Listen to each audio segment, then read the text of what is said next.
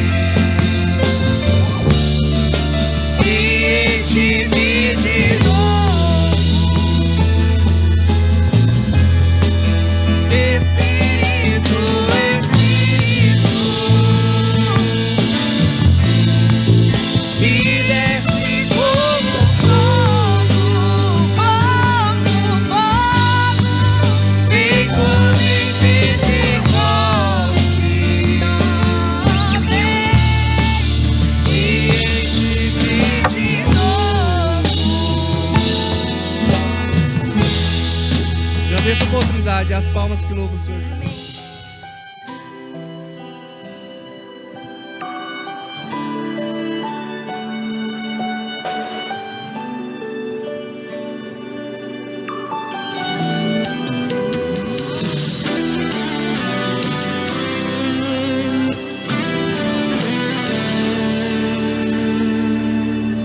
Quando eu olho para os meus projetos, eu confesso, fica tão difícil acreditar.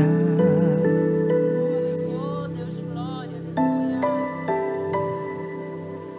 Quando eu olho para as tuas promessas, acredito vai valer a pena esperar. Pois eu sirvo um Deus que é tão grande, em apenas um instante faz do impossível se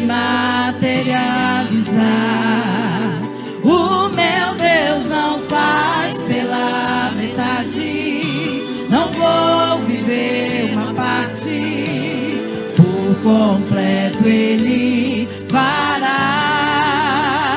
Eu vou viver a totalidade da promessa.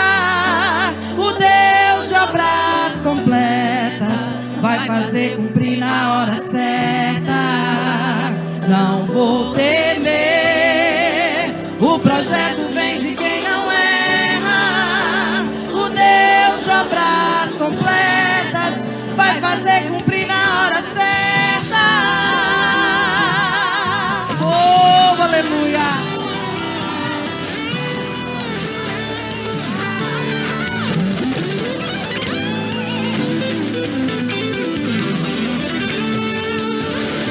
Pois eu sirvo um Deus que é tão grande, em apenas um instante faz do impossível se materializar. O meu Deus não faz pela metade, não vou viver uma parte, por completo Ele fará. Eu vou viver a totalidade da promessa. O Deus de obras completas vai fazer cumprir na hora certa. Não vou temer, o projeto vem de quem não erra. O Deus de obras completas vai fazer cumprir na hora certa. Meu Deus não falha, não, eu não vou duvidar. Eu sei que por completo fará. Meu Deus não falha, não, eu não vou duvidar. Eu sei que por completo fará. Meu Deus não falha, não, eu não vou duvidar. Eu sei que por completo fará. Meu Deus não falha, não, eu não vou duvidar. Eu sei que por completo fará.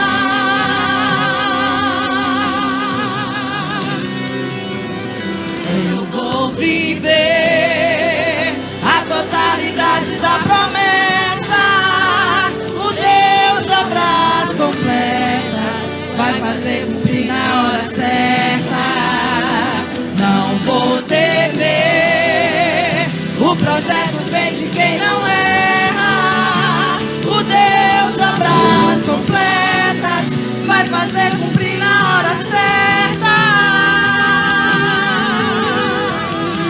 Oh, aleluia, Senhor. Nós cremos em Ti, ó Pai, aleluia, Jesus. Mais palmas para o Senhor, amém? Aleluias.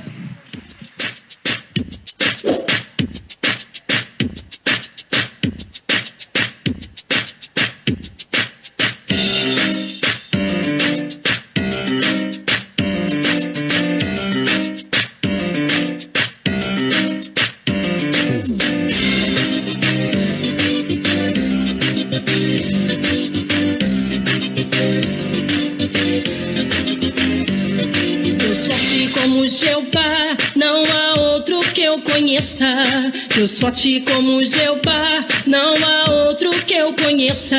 Deus de vitória, varão de guerra, Deus poderoso é o Senhor. Deus de vitória, varão de guerra, Deus poderoso é o Senhor. Deus forte como Jeová, não há outro que eu conheça. Deus forte como Jeová, não há outro que eu conheça. Deus de vitória, varão de guerra, Deus poderoso é o Senhor. Deus de vitória, varão de guerra, Deus poderoso é o Senhor. Onde está teu Deus? Onde Ele está? Onde está teu Deus? Onde Ele está? Meu Deus está no céu, também no meu coração. Todo mundo está morto, mas o meu ressuscitou. Meu Deus está no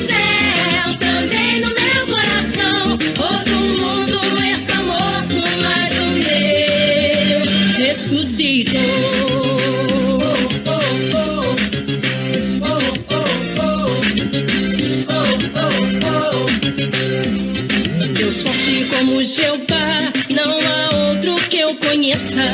Deus forte como Jeová, não há outro que eu conheça. Deus de vitória, varão de guerra, Deus poderoso é o Senhor. Deus de vitória, varão de guerra, Deus poderoso é o Senhor. Deus forte como Jeová, não há outro que eu conheça. Deus forte como Jeová, não há outro que eu conheça. Deus de vitória, varão de guerra, Deus poderoso é o Senhor. Deus de vitória, varão de guerra, Deus poderoso é o Senhor. Onde está teu Deus? Onde Ele está? Onde está teu Deus? Onde Ele está? Meu Deus está no céu, também no meu coração. Todo mundo está morto, mas o meu ressuscitou. Meu Deus está no céu, também no meu coração. Todo mundo está morto, mas o meu ressuscitou. Eu gostaria de trazer uma reflexão para a igreja. Quarta-feira passada eu trouxe uma palavra aqui sobre a persistência e a constância em buscar a Deus, em ser fiel a Deus. E eu li lá em 1 Reis 18, é onde a Bíblia narra a história que o profeta Elias, ele sobe ao Monte Carmelo. Antes de acontecer aquele fato onde a pequena nuvem do tamanho da mão de um homem vem sobre a terra que não chovia mais de 3 anos e meio. Antes disso, o profeta ele vai subir ao Carmelo e ele vai ter um desafio contra os 400 profetas de Baal. E aqui eu quero que você entenda algo bastante importante. Depois que os profetas de Baal fizeram todo ali aquele trâmite, clamaram e o Deus dele não ouviu. O profeta Elias, ele agora desmancha o altar e prepara tudo do jeito que Deus quer. Só que aqui existe uma palavra-chave, onde a terra não chovia mais de 3 anos e meio, onde havia escassez, fome, não tinha água, a terra estava seca. Só que mesmo assim, o profeta Elias, ele perante a Deus, ele se apresenta com um cordeiro santo, imaculado, perfeito, sem mancha. Não vou explicar para você entender e você glorificar. Sabe o que eu estou querendo dizer nessa noite? É que você venha dar o seu melhor nessa noite.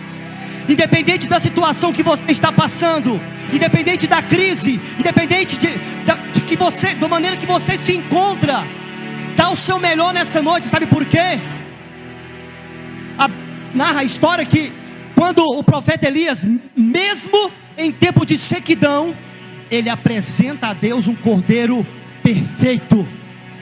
Ele apresenta a Deus um cordeiro perfeito. Sabe o que acontece? Quando apresentamos a Deus aquela oferta maravilhosa, perfeita, independente da situação, o céu se abre para nossas vidas. O céu se abre para a minha vida, o céu se abre para a sua vida, porque você está entendendo e dizendo: Deus, independente da situação, eu vou dar o meu melhor. Talvez eu não tenha uma oferta nessa noite, mas eu vou dar o meu melhor, glória a Deus. Eu vou dar o meu melhor, aleluia. Talvez para mim é pouco, mas para o Senhor que vale a intenção. Quem dá com alegria, então dá o seu dízimo e a sua oferta. Devolva o seu dízimo e oferte. Plante na casa do Senhor para que você venha colher o melhor de Deus.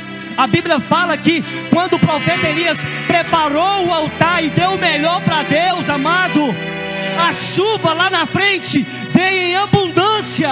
E é o que vai acontecer na sua vida. Quando você ouvir a Deus, quando você ouvir a palavra, colocar ela em prática, obedecer o que Deus está dizendo, amado, não há inferno que vai te parar, não há enfermidade que para na sua frente. Deus entra agora com a providência naquilo que você está precisando. Essa é a oportunidade de você dizimar e ofertar na casa do Senhor. As irmãs vão estar passando com a salva. Atrás das poltronas tem um QR Code. Se você for depositar o seu dízimo, a sua oferta digital, abençoe a casa de Deus. Só existe um versículo que fala que você pode fazer prova com Deus. Malaquias 3:10. E fazei prova de mim. Se é Deus que está falando, não abrir a janela do céu e derramar sobre vós chuvas de bênção. É Ele que está falando, amado. Quando você obedece a Deus, você está dizendo: Deus, eu não confio no quanto que eu ganho, eu não confio no quanto que eu tenho, eu confio que o Senhor me sustenta, porque se eu tenho, é o Senhor que me deu. Adora o Senhor nessa noite. Pai, abençoa a vida dos meus irmãos nessa noite, que estão dizimando, que estão ofertando, que estão sendo fiel com o Senhor, no dízimo, na oferta. Meu Deus, Pai, como a tua palavra disse, abre as janelas do céu nessa noite. Abre a janela do céu e derrama chuva de bênção sobre a vida do meu irmão. Pai, se ele não tem hoje, Pai, providencia. Pai, entra agora com a intervenção divina e abre as portas. Pai, destrava tudo aquilo que está travado. Meu Deus, joga por terra toda maldição. Pai, tudo aquilo que não vem de Ti. Pai, nós profetizamos a vitória sobre a vida do Teu povo, em nome do Senhor Jesus. Se você já dizimou e ofertou, aplauda o nome do Senhor mais uma vez. Mais uma vez, vamos adorar o Senhor Jesus. Você vai convidar o Cristo para fazer morada em sua vida. Aleluia, glória a Deus. Entra, a porta está aberta, pode entrar.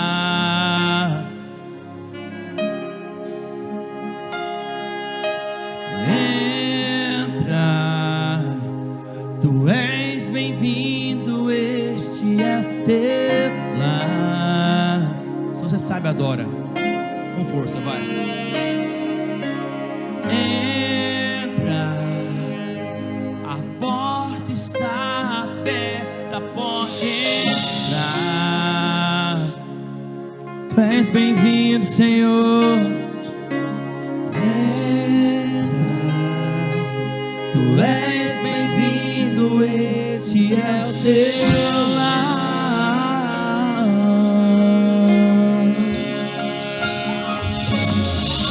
Pode entrar, a casa é sua, esse é o teu lar, Yeshua. Daqui pra frente é assim, eu não quero mais viver sem Ti.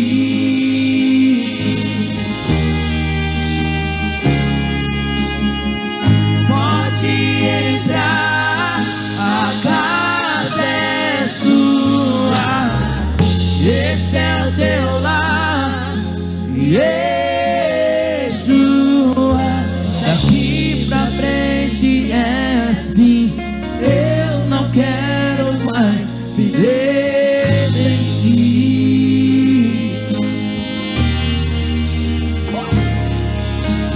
Entra, a porta está aberta, pode entrar. Oh, entra, tu és bem-vindo, este é o teu lar.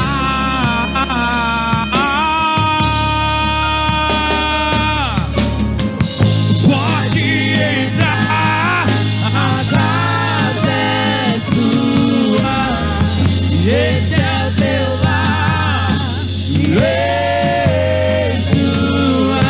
Daqui pra frente é assim, eu não quero mais viver sem Ti.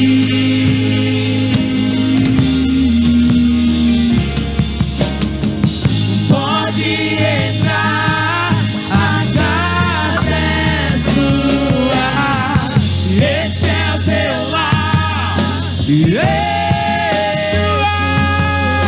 Daqui pra frente é assim, eu não quero mais viver sem Ti.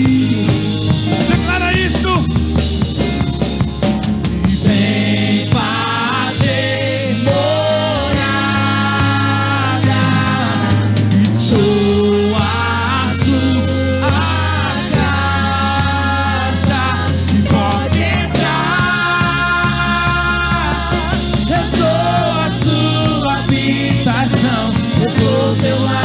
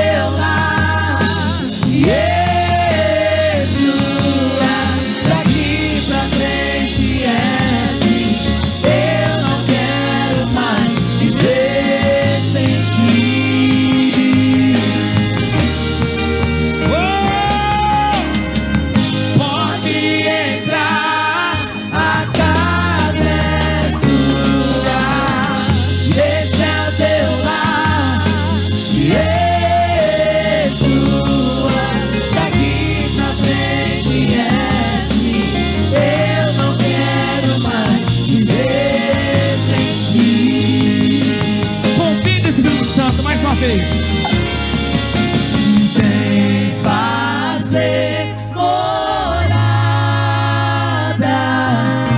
sou a sua casa, pode entrar. Sim, Senhor, eu sou a sua habitação, eu sou teu lar.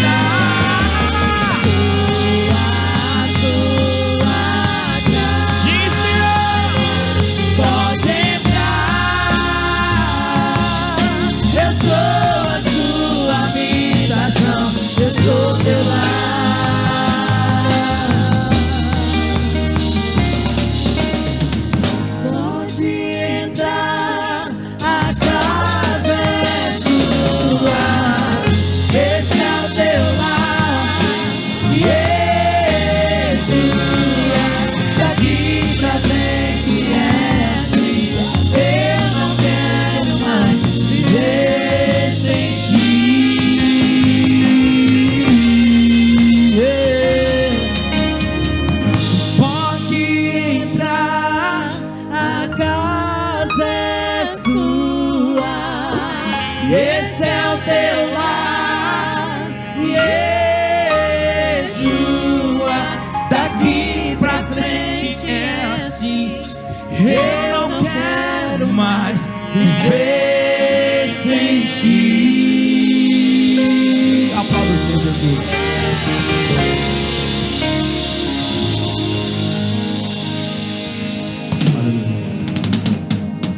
O Cristo tem todo o poder para fazer.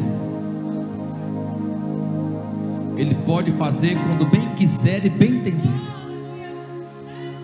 Mas há momentos que Ele decide mudar a atmosfera primeiro. Há um momento que aconteceu. Um certo homem chamado Jairo chegou no Cristo e clamou. Então Cristo foi até a casa de Jairo para realizar o milagre. Mas chegando na casa de Jairo, tinha pessoas que não estavam interessadas no milagre. Então Cristo resolve mudar a atmosfera daquele lugar. Todos aqueles que não estão interessados no milagre estão fora. Então Ele muda a atmosfera e opera o milagre na menina. Alita cum, menina levanta, menina levanta. O Cristo não é obrigado a mudar a atmosfera para fazer milagre. mas é de costume dele mudar o ambiente. E quando o ambiente está diferente, há milagre, a promessa se cumprindo. Sim, a atmosfera está diferente nessa noite. Uia!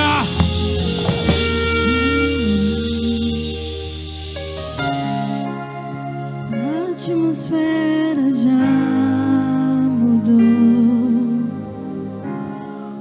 Teu Espírito está aqui. Aleluia. As evidências surgirão. Teu Espírito está aqui. A atmosfera já mudou. Teu Espírito está aqui. Aleluia. As evidências surgirão. Oh! Teu Espírito está aqui. Flua nesse lugar, transborda teu amor e nos envolve. A ti me achegarei pra encontrar teu amor e nos envolve.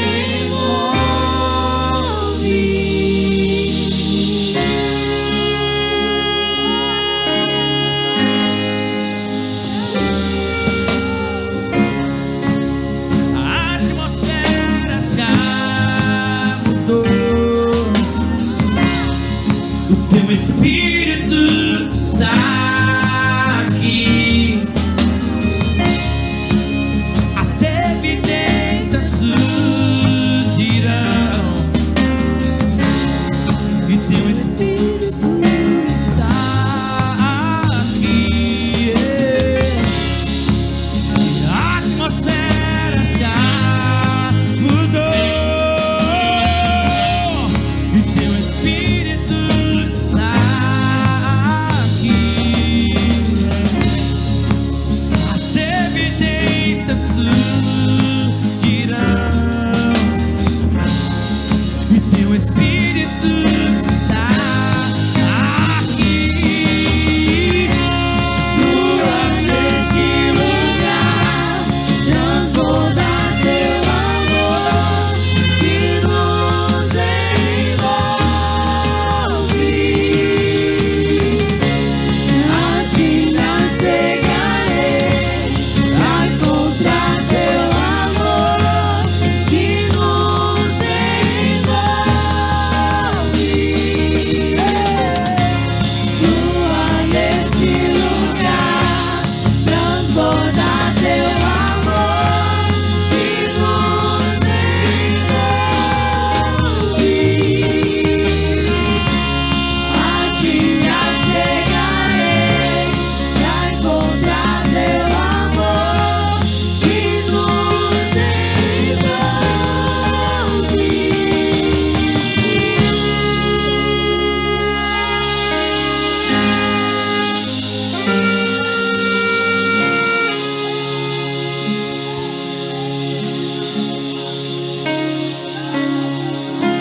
Espírito de Deus, vem sobre nós, te desejamos.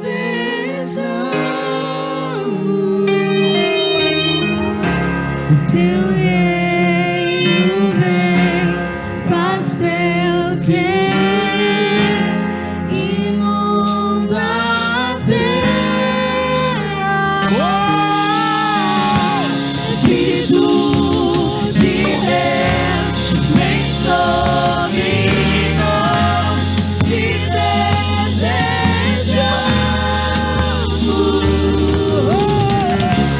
Teu reino vem,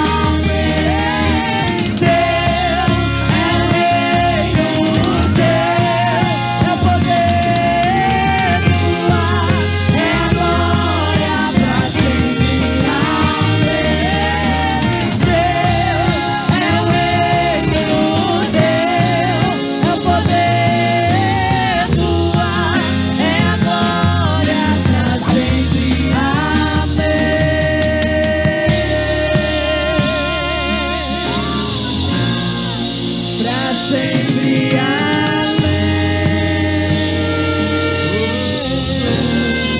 Pra sempre amém. Pra sempre amém. Aplauda o Senhor Jesus. Aleluia. Capítulo 11, verso de número 20. E havia entre eles alguns varões cíprios, cirenenses, os quais entrando em Antioquia, falaram aos gregos, anunciando o Senhor Jesus. Amém? Diga comigo: Senhor Jesus, tua palavra é a verdade, e a verdade cura, transforma, liberta e salva. Diga: Senhor, salva-me pelo poder da tua palavra. Amém. Pode sentar. Desocupe a sua mão e dê a melhor salva de palmas para Jesus.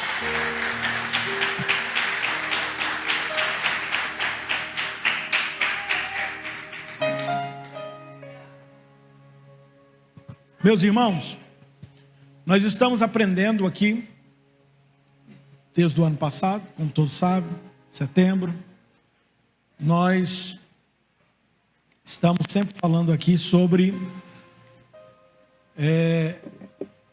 os principais temas da Bíblia. A Bíblia toda, o ano todo, é o nosso tema. E hoje nós vamos falar sobre as viagens missionárias de Paulo. Então, nós vamos ver que Deus concedeu arrependimento para a vida, até mesmo aos gentios, como diz Atos capítulo 11, versículo 18.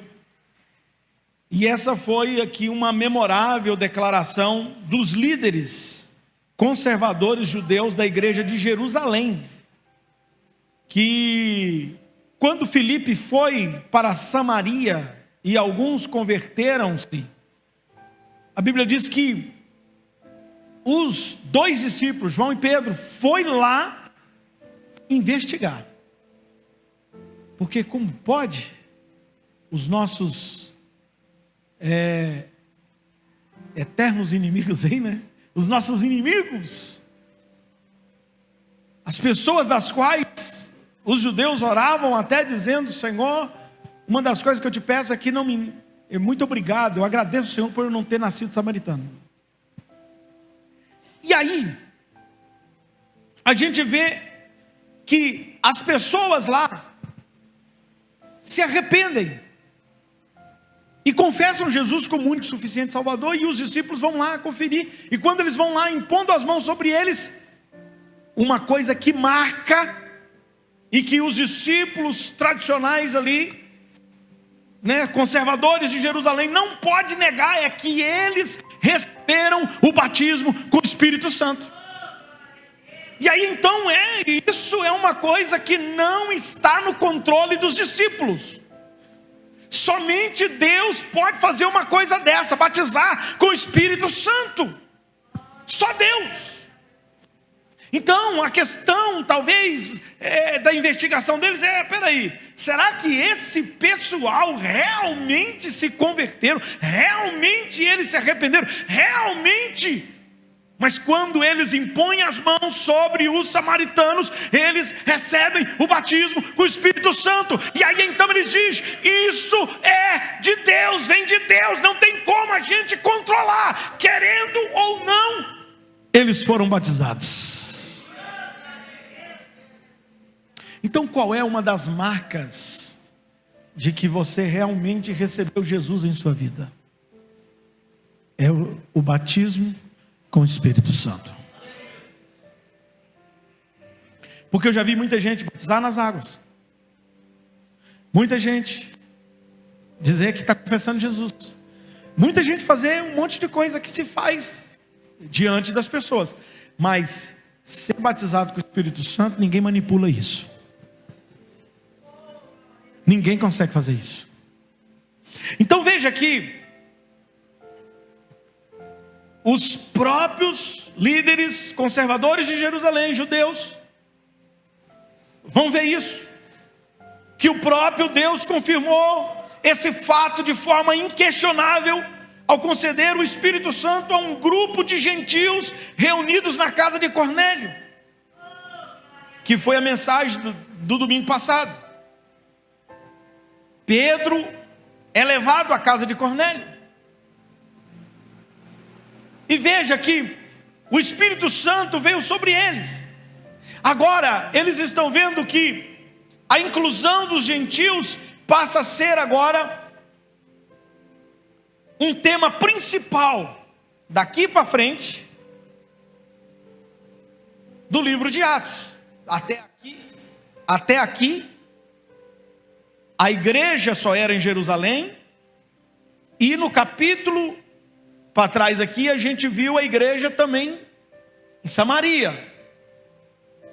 Mas é interessante que quando Jesus falou: vocês serão minhas testemunhas, aonde? Em Jerusalém, na Judéia, Samaria, até os confins da terra. Engraçado que ele coloca, né, Jerusalém, Samaria, né, Judéia, Samaria e até os confins. Parece que tem uns grupos diferentes aí, né?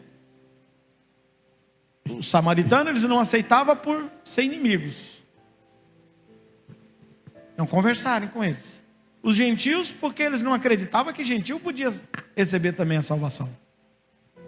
E Jesus vai trabalhar em tudo isso e vai fazer uma mudança radical aí na mente de todo mundo, quando ele batiza com o Espírito Santo também os gentios. E aí a gente vai entender o seguinte, que a partir do capítulo 13, começa então agora os relatos das incríveis viagens missionárias de Paulo.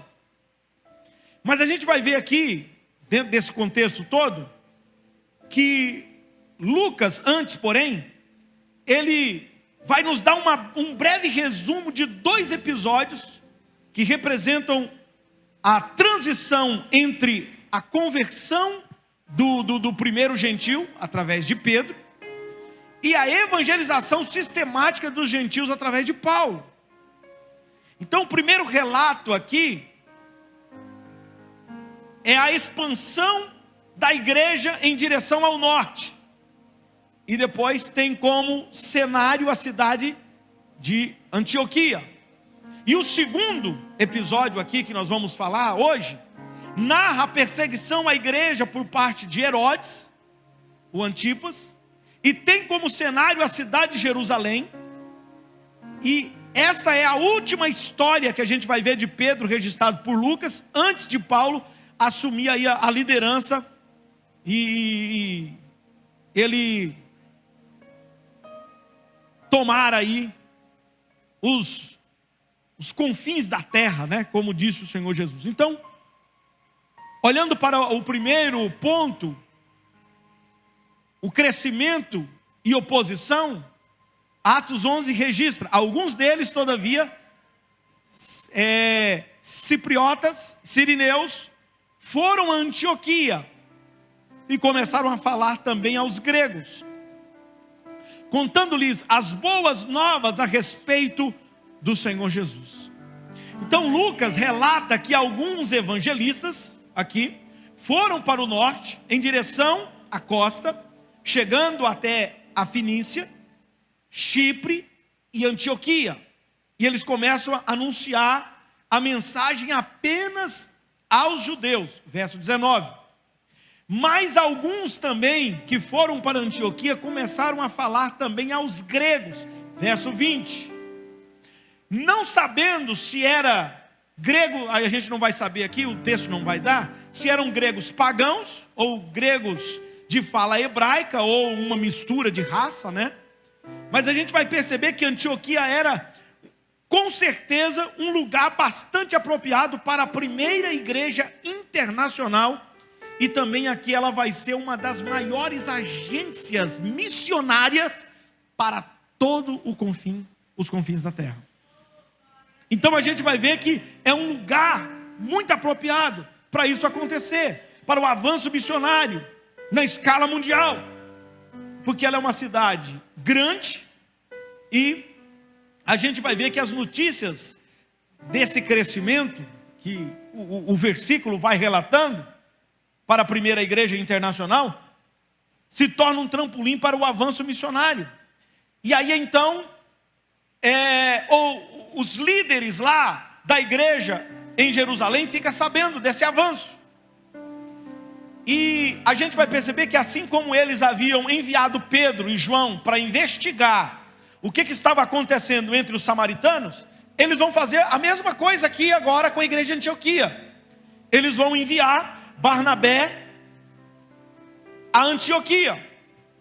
E ali chegando e vendo a graça de Deus na vida daquelas pessoas e vendo eles transformados, ele ficou alegre, ele se animou e ele permaneceu ali junto com aquelas pessoas e vendo aquelas pessoas permanecerem fiéis ao Senhor.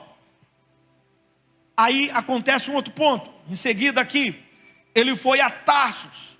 E aí ele vai buscar Saulo para Antioquia, porque ali é a agência missionária para todos os outros lugares. E aí a gente vai ver que Saulo vem para Antioquia para ensinar ao grande número de convertidos que já tinha ali. E a gente vai ver que esse crescimento significa que o crescimento da igreja, ele provocou a oposição do rei Herodes, o Agripa, né? Que é filho de Herodes. E ele mandou decapitar o apóstolo Tiago. Colocou na prisão o apóstolo Pedro. E aí a gente vai ver que a situação vai ficando crítica, acompanhando aqui dentro do contexto, que não dá para nós ler tudo, né, irmão? Vou ir costurando aqui dentro do contexto do que nós vamos ver aqui hoje. Porque nós vamos desde Atos, aqui vendo os episódios de Atos capítulo 11, verso 20, até Atos 19, 10. Mas aí eu não vou, né, não é tudo, eu vou só pegando aqui os pontos dos acontecimentos. E aí então, a gente vai ver que os habitantes de Tiro e Sidom tiveram um desentendimento com o rei e procuravam ter uma audiência com ele para pedir paz. Mas aí o rei, esse rei aqui, o Agripa I, filho do Herodes, o grande, no dia seguinte, dia marcado, para ter uma audiência com as pessoas ali de Tiro e Sidom, ele incitou a multidão, que começou a bradar: é voz de Deus e não de homem. E aí vem um texto dizendo que então, visto que Herodes não glorificou a Deus, ele foi ferido e morreu. Capítulo 12, verso 22. Então Lucas termina citando aqui uma das frases preferidas dele, que ele vai dizer: entretanto a palavra de Deus continuava a crescer e a espalhar-se. E é interessante que o talento literário de Lucas é tão interessante, é tão evidente, que o capítulo começa com Tiago morto, com Pedro na prisão, com Herodes triunfando, e termina com Herodes morto, Pedro livre, e a palavra de Deus, ela é insubstituível. Deus está triunfando pela sua palavra. E a gente vai entender aqui pelo o relato de Lucas, que só Deus pode destruir os planos hostis dos homens e substituir esses homens pelos seus próprios planos. Dependendo do jeito que a gente lê, ou dependendo do jeito que a gente vê as coisas acontecer, humanamente falando, no mundo, parece que o inimigo está ganhando. Parece. Mas na verdade, Deus não perde uma. Quem está entendendo o que eu estou falando? Deus não perde uma. Quando você pensa que o inimigo ganhou, na verdade foi Deus que ganhou. Deus que ganhou. E aí, a gente vai para o segundo ponto. Saindo agora do contexto do capítulo 11, capítulo 12, vamos para o capítulo 13.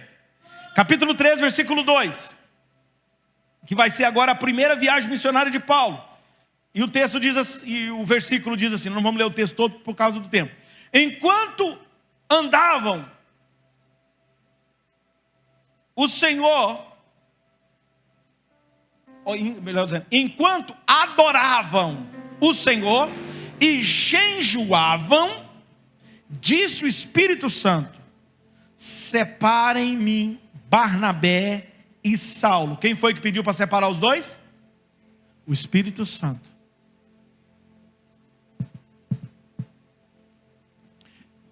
Esse versículo aqui tem martelado demais no meu coração esses últimos dias. Porque a gente, por bondade, por querer que as pessoas que cresçam e tal, não sei o quê,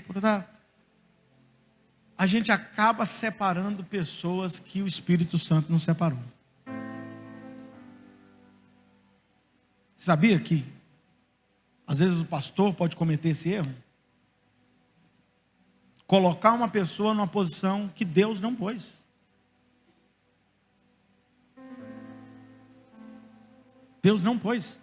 Porque quando Deus põe, é para crescimento. Quando Deus põe, é para ajuda. Quando Deus põe, é para lutar junto, não é para lutar contra. Então, pastor Lindomar, estou pregando para você hoje. Ore um pouco mais. Faz como esse versículo: enquanto andavam ou adoravam ao Senhor e jejuavam, o Espírito disse. Quem quer ouvir a voz do Espírito aí? Então começa a adorar a Deus, começa a jejuar, começa a se consagrar, porque o Espírito vai falar contigo. O Espírito vai falar contigo.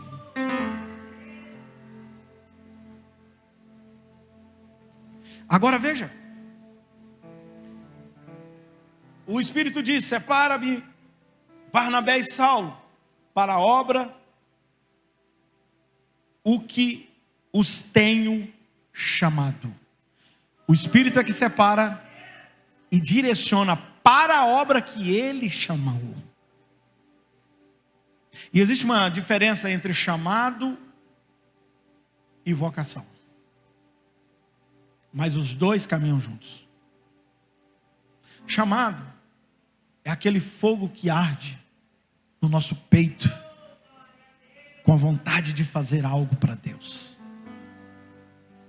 E a vocação é aquilo que nos empurra para fazer aquilo que é a vontade de Deus. Quem está entendendo o que eu estou falando?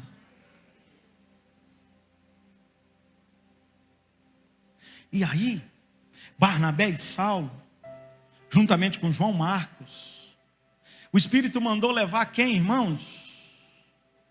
O Espírito mandou separar quem? Barnabé e Saulo. Barnabé e que Paulo é a mesma coisa, tá? Saulo nome grego, Paulo nome hebraico.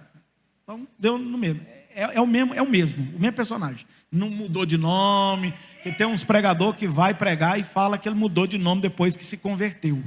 Não mudou de nome não, irmão. Não mudou de nome não. É o mesmo nome. É a mesma pessoa, melhor dizendo.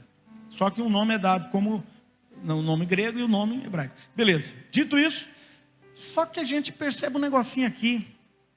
Barnabé e Saulo. Tá, até aí foi o Espírito Santo que mandou chamar. Sim ou não? Juntamente com João Marcos.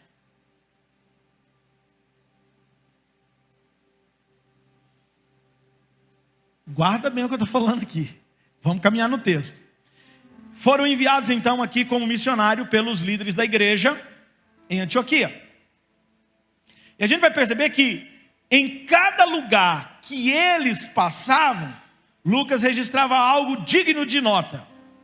Aí ele vai começar a escrever: em Chipre, lá de Barnabé, o próprio procônsul, impressionado com o ensino do Senhor, creu profundamente. Um episódio em Chipre. Segundo episódio em Pergue, na Panfilha. João Marcos, olha aí, João Marcos os deixou e voltou para casa.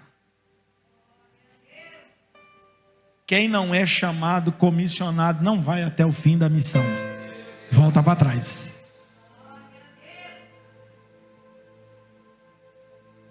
Se você for ler o texto todo, o contexto todo, você vai ver que teve um desentendimento. Mas não vamos entrar nesse detalhe. Vamos para frente. Na chegada em Antioquia da Pisídia, nós somos informados aqui pela carta de Paulo aos Gálatas, que ele sofria uma enfermidade debilitante, que talvez era uma malária, que estava prejudicando a sua visão.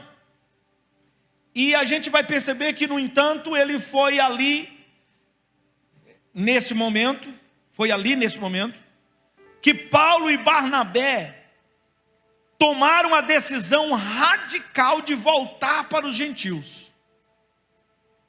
Aí os missionários estavam viajando cerca de 150 quilômetros ao sul, rumo a Icônia. Aí Lucas registra onde muitos judeus e gentios creram. Aí eles foram em Listra. Após a cura de um aleijado, a multidão supersticiosa tentou adorá-los, mas Paulo os exortou a abandonar a idolatria e adorar ao Deus da criação.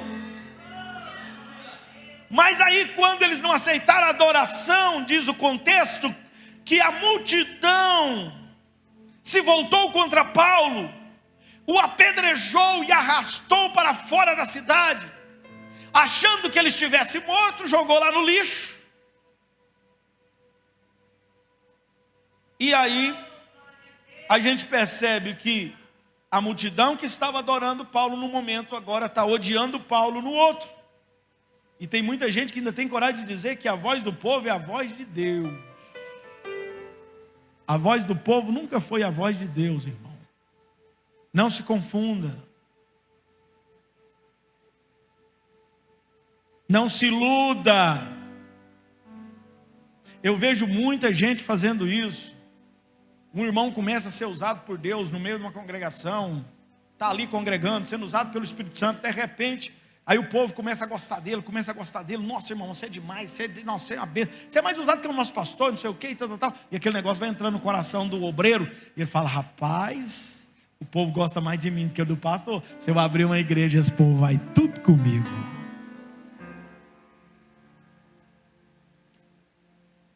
Aí ele começa a receber visão, revelação, tudo do espírito do engano. Porque o Espírito de Deus não divide. O Espírito de Deus trabalha junto. A gente acrescenta, a gente aumenta, mas dividir não. Tem espaço para todo mundo, irmão. Você quer ser um pastor? Quer. Então tá bom. Vai ali, na cidade onde não tem igreja, e começa um trabalho lá, na praça, nas casas, forma um povo e monta a igreja.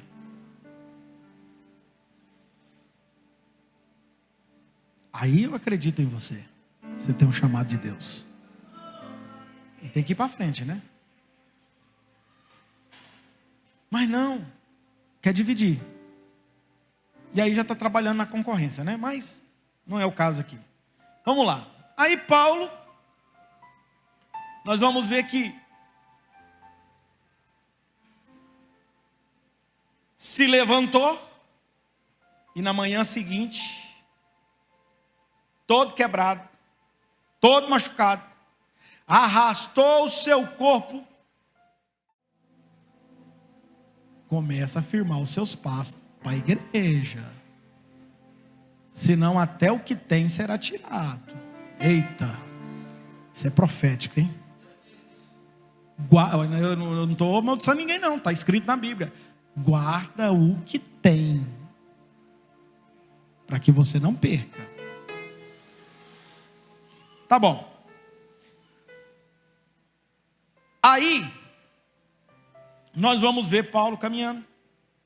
Logo depois nós vamos ver Paulo e Barnabé retornando a caminho de volta, visitando as igrejas que eles haviam plantado, encorajado, os novos discípulos. E no retorno a Antioquia, reuniram a igreja e relataram tudo que Deus tinha feito por meio deles nessa primeira viagem. Capítulo 14, verso 24. E qual que era aqui, irmão, a política missionária de Paulo? Como escreveu um certo escritor chamado Roland Allen, em seu livro Métodos Missionários, Paulo vai deixar aqui várias formas em sua primeira viagem. Então, quais são aqui as bases da política de Paulo, de implantação de igreja? E a gente vai identificar aqui 3. Primeiro, Paulo exortava os novos convertidos a permanecer na fé. Ou seja, havia um conjunto de verdades centrais que ele chamava de fé e que havia ensinado a eles. Isso aqui é ensinando para nós. Como é que você forma uma igreja forte? Tem que ensinar um conjunto de fé. Como é que se ensina um conjunto de fé? Em pregações aleatórias, cada um prega o que bem entender, ou tem que ter um direcionamento do Espírito Santo sobre o que deve pregar? Quem está entendendo o que eu estou falando?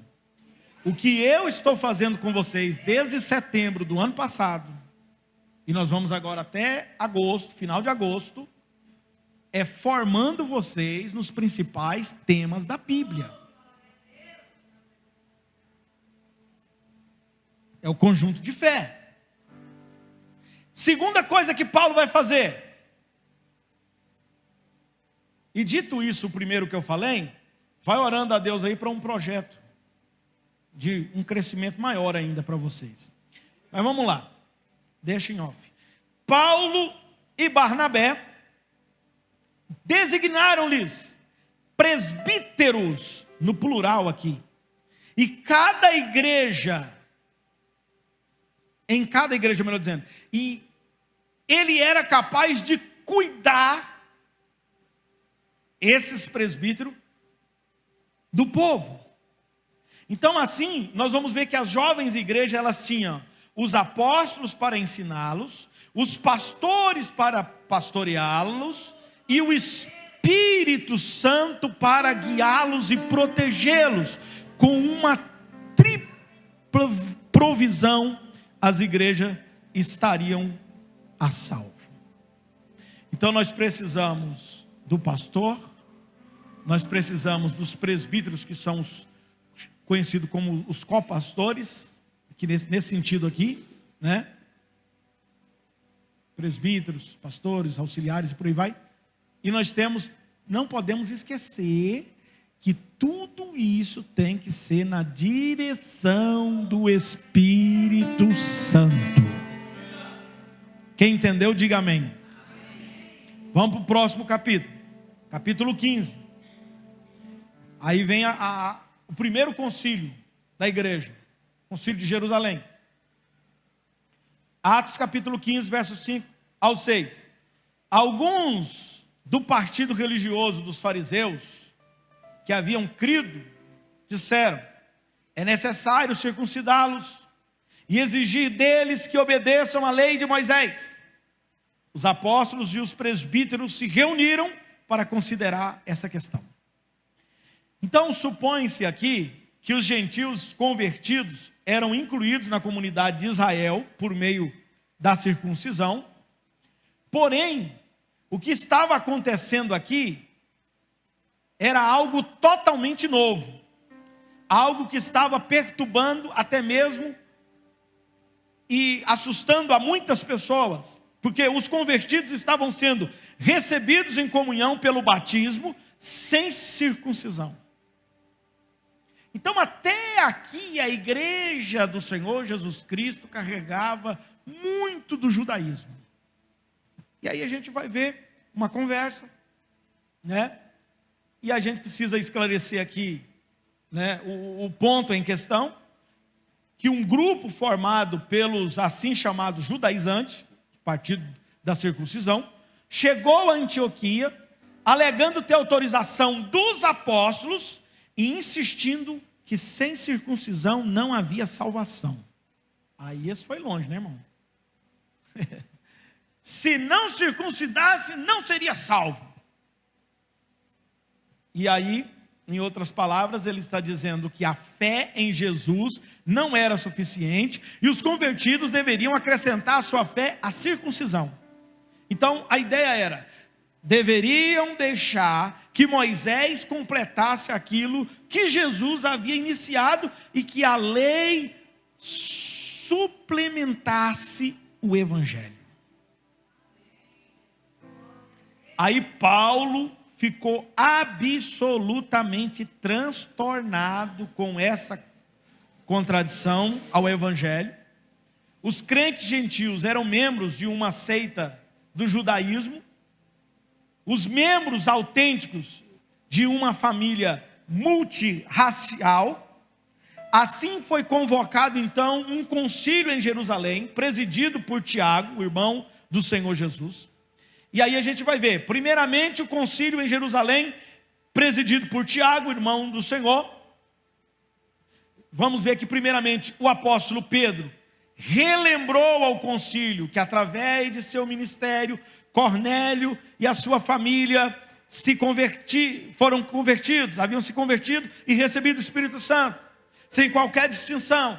Em seguida, o concílio ouviu respeitosamente o relato de Paulo e Barnabé sobre as suas viagens missionárias.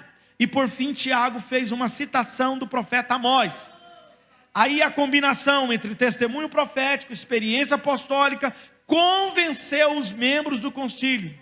E a conclusão que eles chegaram foi que eles não deveriam colocar empecilho aos gentios que estavam se convertendo a Deus, mas pedisse a eles que respeitasse os costumes judaicos e evitasse 4 práticas. E aí a gente vai ver que há uma controvérsia quanto aqui a essas práticas estarem relacionadas a aspectos morais ou culturais. E aí a gente vai ver pelos 2 pontos. Primeiro, se considerarmos essas práticas morais, então o texto estaria se referindo à idolatria, ao assassinato, à imoralidade, e omitindo a 4ª, que é a carne de animais sacrificados, como fez o texto lá, o ocidental. Esse, no entanto, são pecados tão graves que não seria necessário um decreto especial para proibi-los. Aí nesse caso nós vamos ver que as práticas proibidas seriam culturais.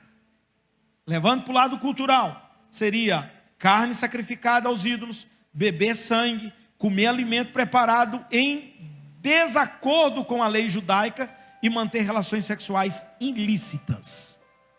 Então, 3 delas aqui seriam a dieta alimentar, que poderia causar constrangimento na mesa da comunhão entre judeus e gentios.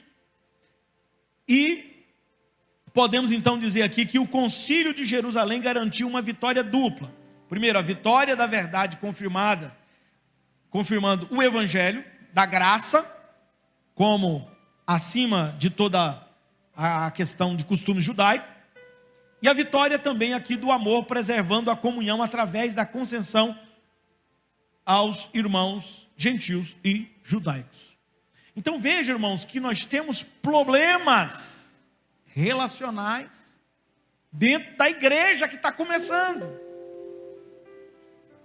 Aí tem gente que pensa assim, não, eu vou para uma igreja que seja 100% certinha. Irmão, só se você morrer e for para o céu. Aí lá no céu não tem nada errado. Mas enquanto nós estiver aqui na terra, irmão, é ferro afiando ferro. O negócio é complicado. Mas isso tudo é para testar-nos se realmente nós somos convertidos. Se você realmente é convertido, você vai suportar esse irmão que é chato. Sabe o irmão chato? Chatonildo. Você vai suportar ele. Se você realmente é um crente convertido, você vai suportar, às vezes, uma indiferença. Talvez alguém não vai querer você no grupo. Talvez alguém vai te jogar para os lados. Vai excluir você do grupo.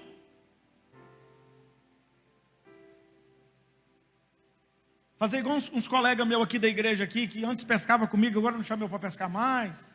Eita, dá logo é na cara. É só para vocês desarmar, irmão. Você está muito armado olhando para mim. Amém? Não, mas nós vamos pescar. Pode ficar tranquilo. Vai dar certo. Estou brincando, eles me chamaram, mas não dava, né? Então veja bem. Nós estamos diante de uma igreja que tem imperfeições, que tem problemas. Mas não deixou de ser a igreja de Jesus. E qual é o nosso papel dentro da igreja enquanto nós estivermos aqui na terra? É um ajudando o outro, tentando pelo menos ajudar, para que todo mundo chegue ao céu. E se você tem alguma separação entre irmãos, eu gosto mais desse e não daquele, eu gosto desse e não gosto daquele, e tal, saiba de uma coisa, só tem um céu. Você vai ter que conseguir dar certo com esse irmão.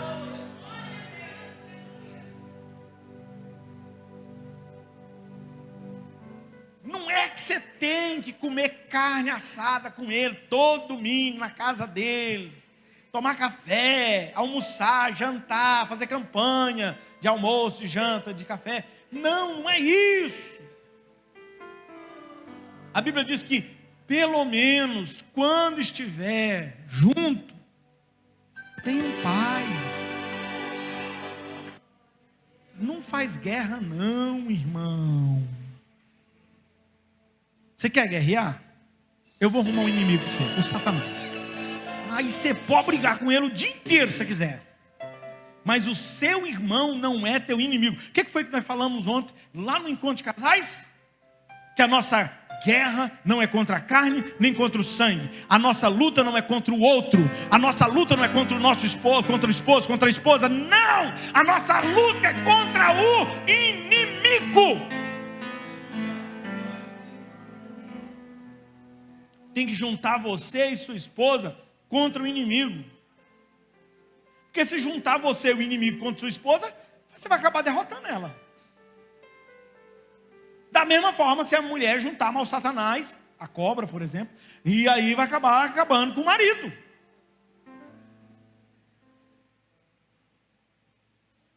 Então, irmão, não dês lugar para a serpente. Irmão, homem, não deixa a serpente entrar lá dentro da sua casa. Expulsa ela em nome de Jesus. Deixa eu ensinar um negócio para vocês. Quando um de vocês estiver fora de si, cheio do inimigo, o outro fica assim, ó, bem, só na mente, assim, ó. O sangue de Jesus tem poder. O sangue de Jesus tem poder. Está queimado, Satanás. Sai da minha esposa. Só que não pode falar alto, porque depois se ela ouvir você falando que ela é o Satanás, você tem que enrolar. Expulsa só o Satanás, irmão. A esposa não, a esposa fica. Se possível, faz um ato profético. abre a porta e fala: Satanás, sai e deixa minha esposa.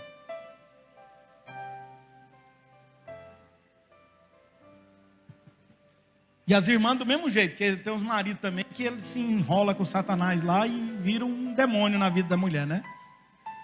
Expulsa também, irmão. Deus te deu autoridade, expulsa esse Satanás da sua casa. Tem que expulsar, irmão.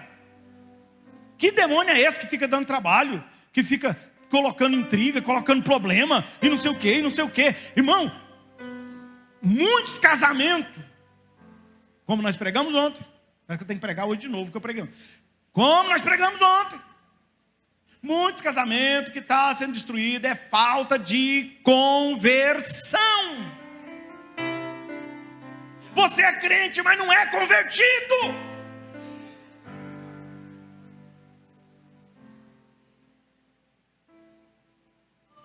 Se converta.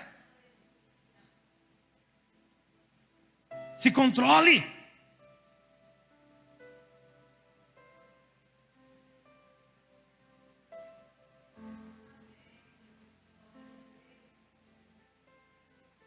Então, eles vão agora para outro ponto, para Macedônia.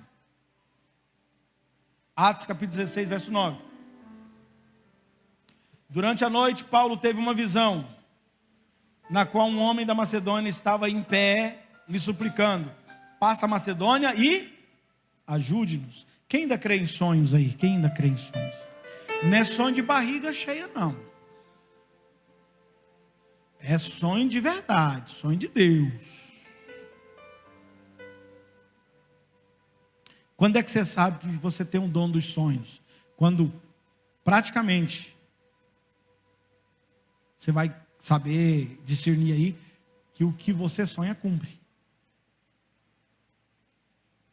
Irmão, para quem não sabia, eu vou revelar algo aqui bombástico, como diz as notícias por aí. Eu tenho medo da minha mulher. Sabe quando que eu tenho medo dela? Quando ela fala assim: eu tive um sonho. Eu falo: vixe, lá vem. Irmão, é batata.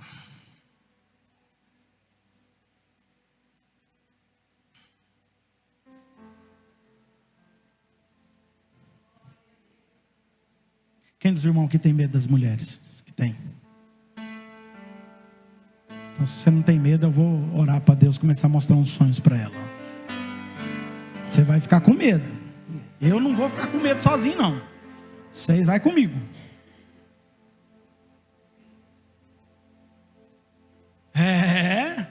Vocês acham que é brincadeira? Irmão, o negócio é sério. Vamos orar para Deus dar sonhos. Senhor, visita essas mulheres de noite. Mostra para elas o que esses irmãos estão fazendo, Pai.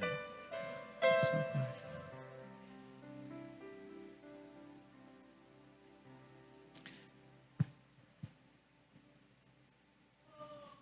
E aí, nós vamos ver Paulo em Atenas, Paulo em Coríntios, Paulo em Efésio. Não dá para a gente explorar tudo aqui, mas o que nós aprendemos dentro de todo o contexto das viagens? Guarda uma coisa, de tudo aí que nós falamos aí. Eu e você somos comissionados por Deus para fazer o que Paulo fez. Ia para a igreja, orava, buscava, adorava, jejuava, e Deus enviava eles. Eu quero que Deus use essa estratégia de Paulo, use isso que ele deu para Paulo. Use vocês para sair daqui da igreja com a mensagem na mente e amanhã, na segunda-feira, pregar isso lá para o seu patrão, para o seu colega, para o seu amigo de faculdade, para a pessoa lá no colégio, para qualquer pessoa.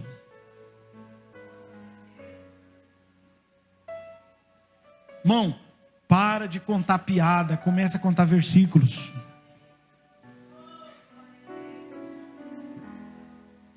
Para de usar essa mente fértil que você tem, uma mente maravilhosa que você tem, para fazer piada. E comece a falar de Jesus. Comece a pregar para as pessoas. Comece a falar de Jesus para as pessoas. Irmão, as pessoas lêem a Bíblia, mas parece que não entendem. Quando Jesus disse, quando está escrito lá, né? Ide por todo mundo.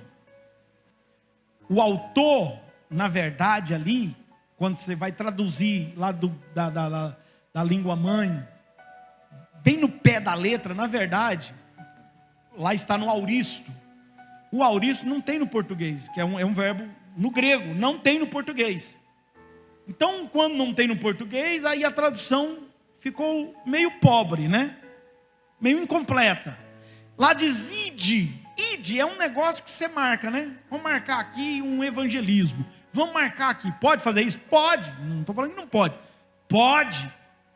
Mas o que Jesus, o Espírito Santo, através dos apóstolos, escreveu ali é: indo, pregai o evangelho.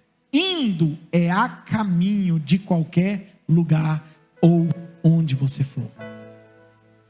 Indo para o colégio, indo para o trabalho, indo na faculdade, indo em movimento. Pregue, pregue, pregue, pregue, pregue, pregue, não deixe de pregar. Pastor, mas eu só sei pregar, aí eu não sei fazer o apelo, aí eu não sei fazer a oração do apelo. Irmão, não preocupa com isso não. Pregue, o resto deixa com o Espírito Santo. Ele vai fazer a obra. Quem está entendendo, diga amém. Fique de pé.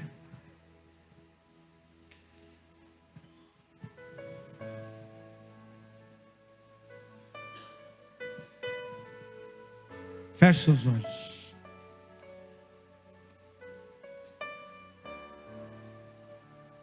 O Espírito de Deus, Ele quer levantar pessoas aqui no nosso meio, para que você seja a boca de Deus, para salvar pessoas que estão ao seu redor.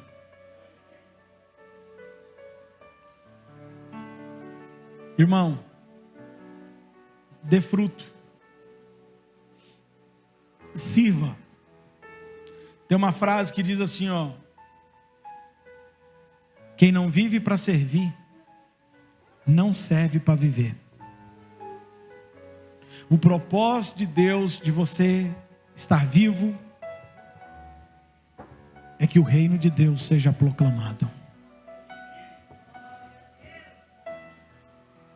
Deus vai fazer um novo céu, uma nova terra. Deus está preparando moradas celestiais. Na casa do meu Pai, disse Jesus, tem muitas moradas. Mas até lá você precisa ganhar almas para Jesus. Empregue as suas forças nisso. A vida, deixa eu te falar uma coisa, meu irmão, minha irmã, você que está aqui. A vida não tem sentido se não for para a glória de Deus. E deixa eu te falar, tudo na sua vida tem que ser para a glória de Deus. O seu falar tem que ser para a glória de Deus. Tem que glorificar Deus o que você fala. O seu casamento tem que ser para a glória de Deus. O seu namoro tem que ser para a glória de Deus. O seu trabalho tem que ser para a glória de Deus. O seu carro, tudo que você tem, tudo que você possui tem que ser para a glória de Deus. As suas redes sociais tem que ser para a glória, para glorificar a Deus, para a glória de Deus. Sabe por que muita gente está frustrado? Por que muita gente está quebrado, rebentado? Porque quebrou os limites impostos pela palavra de Deus. Irmão, você é crente, você não pode postar o que você posta não. E eu não preciso ficar olhando suas redes sociais não, porque eu não fico olhando as redes sociais de ninguém. É o povo que me fala: ó, pastor, dá uma olhadinha aí, chega, vai o print. Olha aí o que essa irmã postou. Olha aí o que o fulano postou. É crente postando coisa mundana, irmão. É crente pondo música mundana na foto dele. Foto de aniversário, foto de passeio, foto não sei o que. Lá vai uma música sertanejona, mundana, sofrência, não sei dos que mais. Que satanás é esse? Você não é crente não, irmão. Não tem um hino para você colocar lá não? Então se não tiver, ora a Deus para Deus te dar um hino para você pôr lá nesse negócio. Pelo amor de Deus, não fica pondo essas porcarias lá não.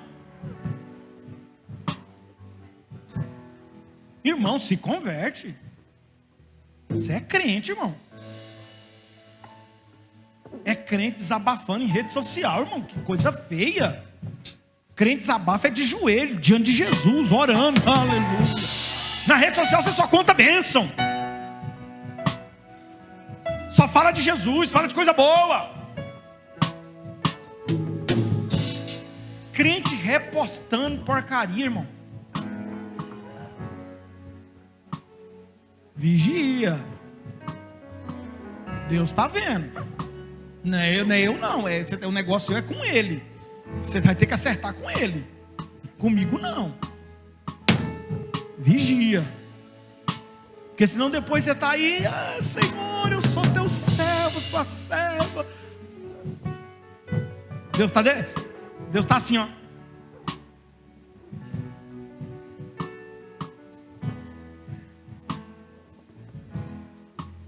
Deus está com nojo de certos crentes que chega no culto de noite e quer falar que é noiva dele. Ele dá uma olhada assim e fala assim: eu não sou dessa prostituta aí não, que ela passou o dia inteiro com Satanás, com outro Satanás, agora está aqui na igreja querendo falar que é minha. Relacionamento com Deus é isso. É só com Deus, irmão. Para de ficar namorando Satanás. Vigia. Levante suas mãos. Senhor Jesus, eu estou pregando a tua palavra. Eu estou falando direto e reto com a sua igreja, sem rodeio. Porque é melhor eles ouvirem a verdade que dói, mas cura, do que eu ficar pregando aqui mais ou menos uma mentirinha e depois esse povo ir para o inferno, e eu também vou para o inferno porque eu falei a mentira. Eu não quero ir para o inferno. Eu não quero. Agora eu oro e peço: Senhor, transforma a sua igreja, transforma o seu povo, muda o coração dessa irmã, muda o coração desse homem, muda o coração dessa mulher. Esse coração ruim, esse coração duro, esse coração que não perdoa, esse coração que não suporta o outro, não suporta a fraqueza do outro, não entende a fraqueza do outro. Esse coração orgulhoso que só quer do jeito dele, do jeito dela. E não é do nosso jeito, é do jeito do Senhor. E do jeito do Senhor é diferente. Do jeito do Senhor é comunhão uns com os outros. Nos ajuda, meu Pai. Nos ajuda a dar prioridade para as coisas do Senhor, Pai. Porque a gente olha a igreja do Senhor dando prioridade para tantas coisas do mundo, mas não dá prioridade para um dia de adoração, para um culto de adoração. Senhor, tem misericórdia de nós. Senhor, nós somos rebeldes. Transforma-nos. Transforma-nos. Transforma-nos. Tem misericórdia. O choro dura uma noite, mas a alegria ela vem pela manhã. Eu creio, eu creio.